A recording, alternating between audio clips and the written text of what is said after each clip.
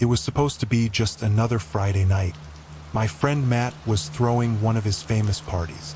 Everyone knew Matt's place was the spot. Good music, a pool in the backyard, and plenty of drinks. Everything you needed to unwind after a long week. I arrived a little after 9 p.m. The house was already packed. You could hear the bass thumping from down the street. Inside, people were scattered all over, some dancing, others chilling on the couches with drinks in their hands. I spotted Matt near the kitchen, grinning ear to ear as he played host. "Hey man, glad you made it," he shouted over the music. "Wouldn't miss it," I replied, grabbing a beer from the counter. We hung out, catching up on the usual stuff: work, life, random jokes.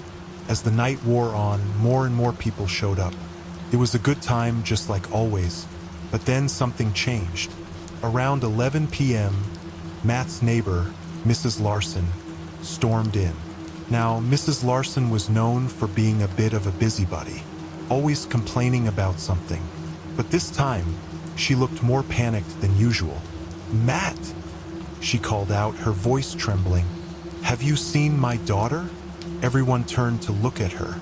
Matt raised an eyebrow. "Mrs. Larson, it's a party. There are a lot of people here." No, she said, shaking her head. "She's not supposed to be here. She's only 15. But she didn't come home tonight. I thought maybe she snuck over." Matt looked around, clearly concerned. "I haven't seen her, Mrs. Larson. Maybe she's at a friend's house. I already checked. She's not there. And she's not answering her phone." That's when it hit me. I'd seen a younger girl earlier in the night. I didn't think much of it at the time. She was just sitting by the pool, looking out of place. I assumed she was a friend's little sister or something. But now I wasn't so sure. "Wait, I think I saw her," I said. "By the pool. She was sitting alone, maybe an hour ago." Mrs. Larson's face went pale. "By the pool? Where is she now?" "I don't know," I admitted. "I didn't see her after that."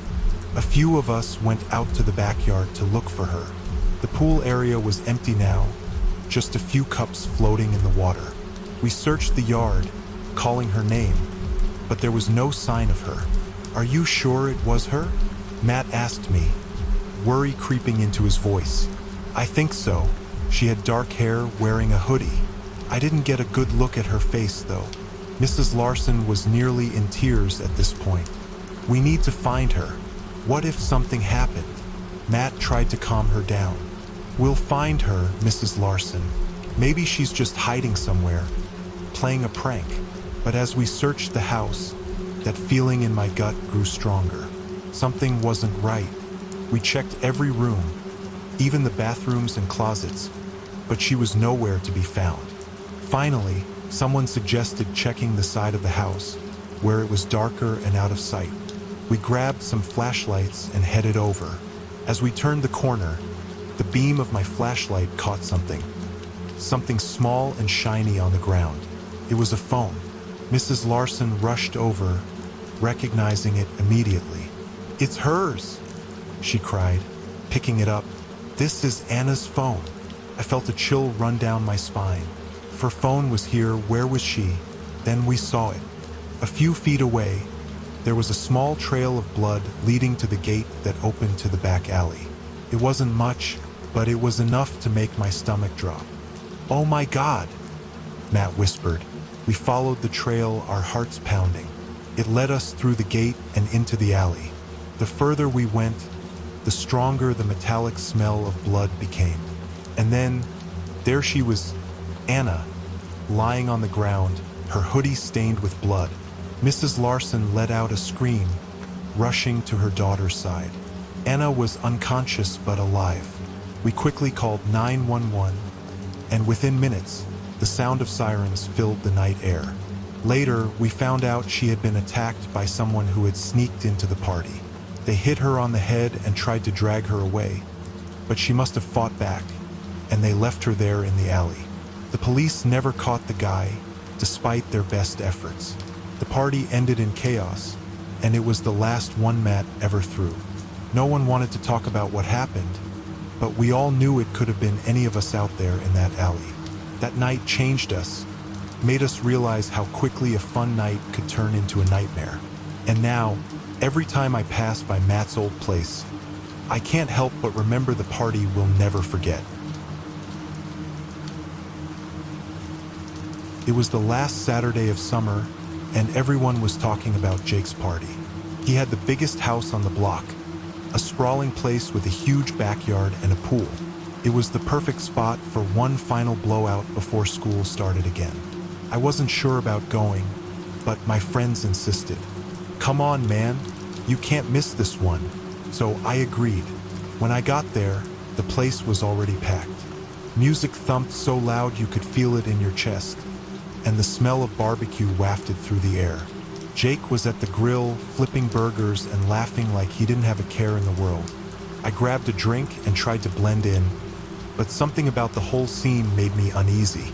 Maybe it was the way everyone seemed a little too loose, a little too wild, like they were trying to forget something. I found a spot by the fence where it was quieter. That's when I noticed a girl sitting alone on the porch steps, staring off into the distance. I hadn't seen her around before, which was strange because I knew most of the people here. She had long dark hair that fell over her face and was wearing a faded red hoodie, even though it was warm out. For some reason, I felt like I should talk to her. I walked over and asked, "Hey, you okay?" She didn't answer right away, just kept looking at the ground. Then, after what felt like an eternity, she finally looked up at me. Her eyes were tired, like she hadn't slept in days. "You shouldn't be here," she said quietly. "What do you mean?" I asked, confused. "It's just a party." She shook her head. "Something bad is going to happen. I can feel it." I didn't know what to say to that. I mean, it was just a party, right? But the way she said it made my skin crawl. Before I could ask her anything else, she got up and walked away, disappearing into the crowd. I tried to shake it off and went back to find my friends. The night dragged on and people got drunker, louder, but I couldn't get her words out of my head. I kept looking around, expecting something to go wrong, but everything seemed normal. Well, as normal as it could be with a bunch of teenagers partying. It was around midnight when the vibe shifted. The music was still blaring, but now it felt more like noise than a beat. People were stumbling, spilling drinks, and some were even arguing. I was starting to think maybe the girl was right. Something wasn't right here. Then I heard it, a loud crash from inside the house. Everyone went silent for a moment, and then there was a commotion as people rushed to see what happened. I pushed my way through the crowd and found myself in the living room. There was broken glass everywhere, and in the middle of it was one of the guys from school, Dave. He was lying on the floor, clutching his arm. There was a deep gash, blood pouring out onto the carpet. A beer bottle lay shattered nearby, and it didn't take much to figure out what happened. "Someone call 911, Jake shouted, but nobody moved. They were all just standing there, frozen, staring at the blood. I pulled out my phone and dialed, my hands shaking. The operator picked up, and I tried to explain what happened, but I could barely hear her over the noise.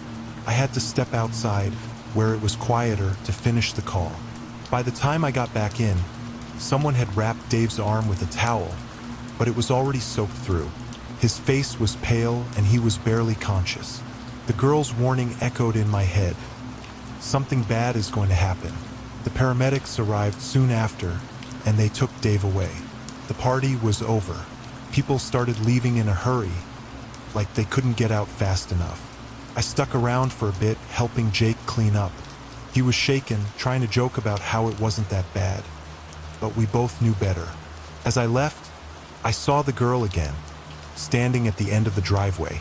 She was watching me, her expression unreadable. I wanted to ask her how she knew, but something stopped me. Maybe I didn't want to know. I walked home in silence, the night suddenly feeling a lot colder than it had before. I couldn't shake the feeling that the girl had seen something the rest of us missed.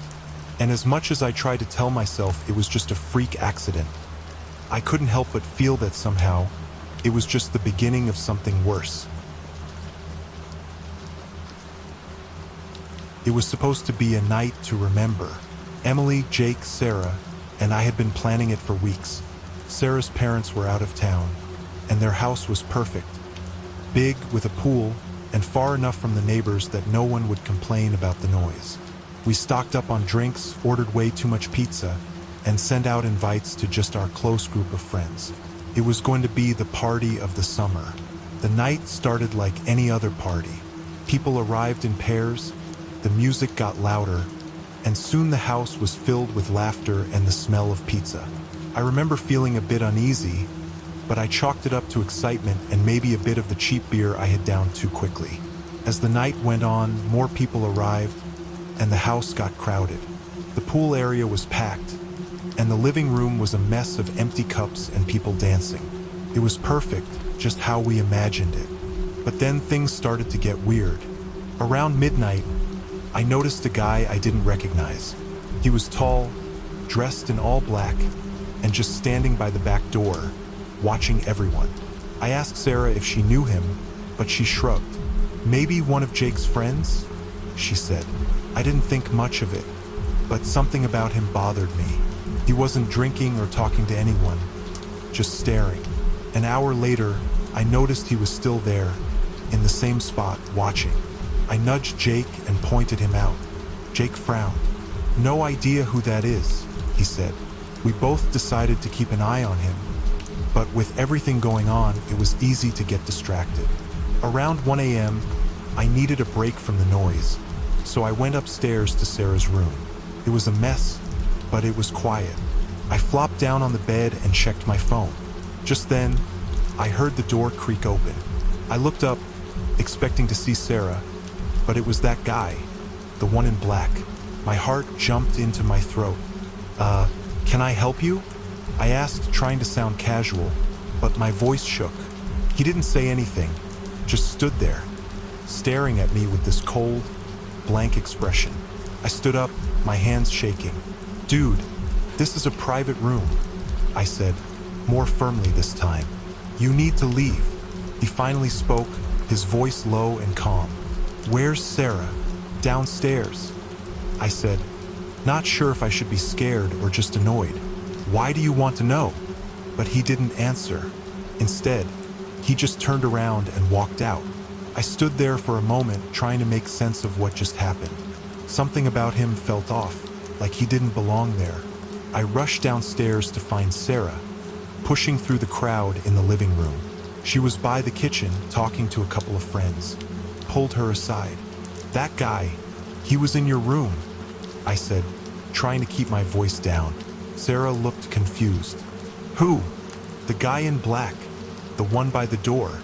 She shook her head. "I don't know him, but I saw him earlier. He was just standing there. It was weird." We decided to find Jake and ask him to get the guy to leave. But when we found Jake, the guy was gone. Just like that, vanished into the crowd. We checked the whole house, even the backyard, but there was no sign of him. No one else seemed to know who he was either. Some people hadn't even noticed him. Jake brushed it off as some random party crasher who got bored and left. But I couldn't shake the feeling that something was wrong. By 2 a.m., the party started winding down. Most people had left, and only a few of our close friends were still there, cleaning up. I was in the kitchen, throwing away trash, when I saw something on the counter that made my blood run cold. A knife. Not just any knife, but one of the big, sharp ones from Sarah's kitchen. It was out of place, lying there like someone had just put it down. I picked it up, my hands trembling. I hadn't seen it there before, and no one had been using it. I showed it to Sarah, and she went pale. "I didn't take this out," she whispered. We looked around, but no one else was in the kitchen. Jake and the others were outside, cleaning up around the pool. That's when I realized we never saw that guy leave. I dropped the knife, and we both backed out of the kitchen, the uneasy feeling growing stronger. We called Jake inside, and he searched the house again, but there was no sign of the guy. No one slept that night. We all crashed in Sarah's living room, too scared to go upstairs or be alone. When morning came, the fear hadn't left.